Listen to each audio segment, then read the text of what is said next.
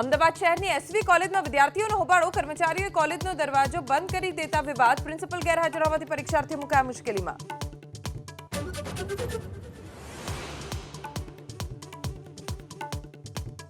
રાજકોટમાં કોંગ્રેસના નગરસેવક વશરામ સાગઠિયાએ મનપાની બોર્ડમાં બેસવા દેવા કે નહીં તેને લઈ વિવાદ, ગાંધીનગરના ઉચ્ચ અધિકારીઓ સાથે સાગઠિયાએ કરી ટેલિફોનિક વાતચીત।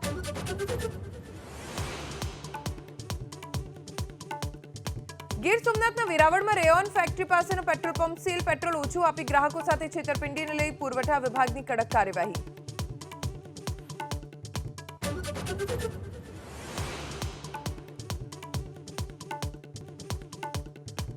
ઓડિશામાં બીજેપી બીજેડીનું ગઠબંધન નક્કી હોવાને લઈ આજે કોર કમિટીની બેઠકમાં રૂપરેખા થશે તૈયાર। ભાજપ 13 તો બીજેડી 7 થી 8 બેઠક પર લડી શકે છે લોકસભા ચૂંટણી।